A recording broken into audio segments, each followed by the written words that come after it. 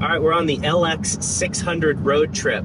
This car is incredibly luxurious. It's nice. It can seat 7, cooled seats in the front and the back. Number one issue so far, 13.2 miles per gallon. So the range on this is, the range on this is 149 miles. Even with a full tank, the range was 211 miles. It's terrible.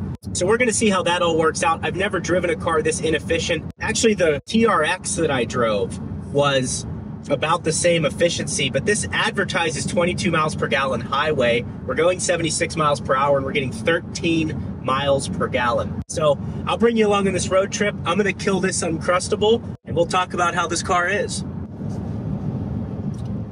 Liver King doesn't talk about Uncrustables much, but it is the 9th tenant. Primal!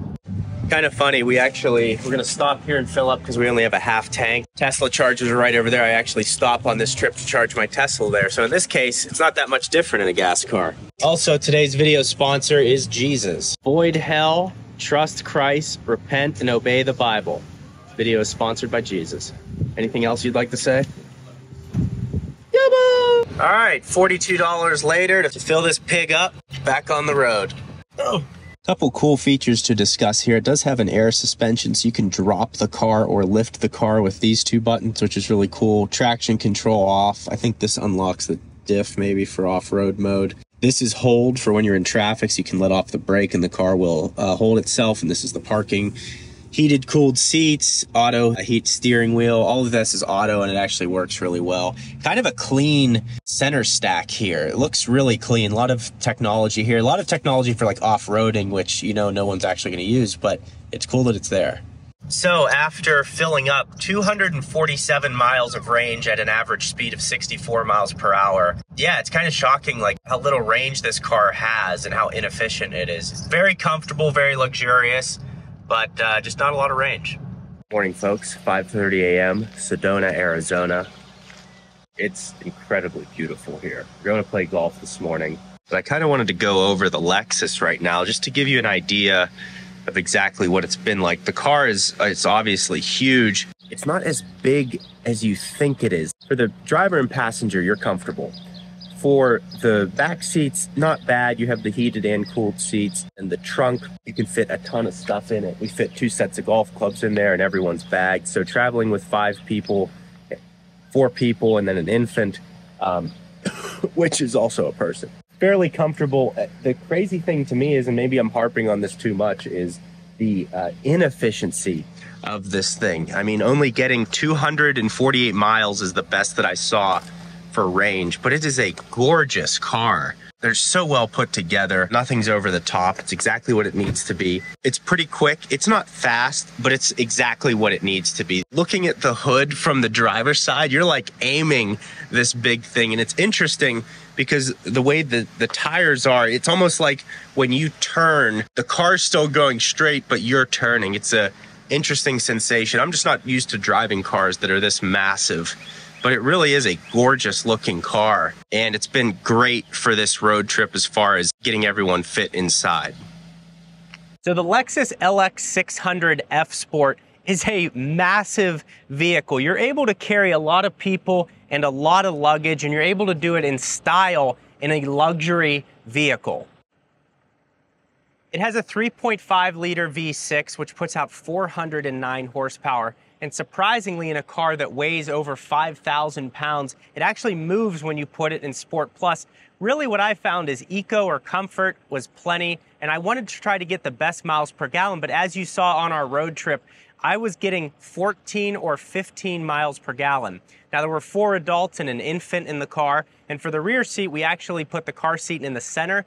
And I read off the Maxi Cozy website that it's actually safest for the baby seat to be in the center of the rear seats because the rear curtain airbags won't reach the infant. So I never thought of that. I actually was looking it up because I didn't want to get roasted in the comments for doing something unsafe, but that worked out. Another weird thing about this car, it has some really great features and some really weird features. One of the weird ones is these tires are high performance tires. They have a 360 tread wear rating, and there's a warning right here that says tire information. that they may last less than 20,000 miles. So that's kind of unique to a car like this, which generally has all-season tires. Now, the interior on the LX600 F Sport is beautiful. These seats are so comfortable and they're heated and cooled. And what I like about the heated and cooled seats is when you put it on auto, for example, it knows to stay in auto or stay on cooled. When you come back to the car, it kicks back into that mode. I hate when you get in certain cars and you have to reset everything every time you get in it, so it has that figured out. We have a wireless charging right here. We have an air suspension, which can lift and lower the car. You have off-road modes. There's a ton of off-road features in this car that I know really nothing about, but they're here. And I feel like this car is so over-equipped. There's so many things in here that are, yes, maybe nice to have, but you're never going to use them. Even like in the center console here, this goes down like 40 feet, and then this button right here turns it into a cool box. So if you want to keep carrots or something cool, you can do that in the cool box. In the rear of the car, your passengers can be just as comfortable as in the front of your car, because again, you have heated and cooled seats. They have their own climate. And there's even vents, which were very important. It was like 100 degrees when we were doing this road trip. So we have an infant in the middle here, but we have vents on the ceiling that we could aim towards the baby to keep her cool. The other thing is there are even vents in the third row. That's right, there's a third row in the back of the LX600, and it's actually fairly spacious and useful.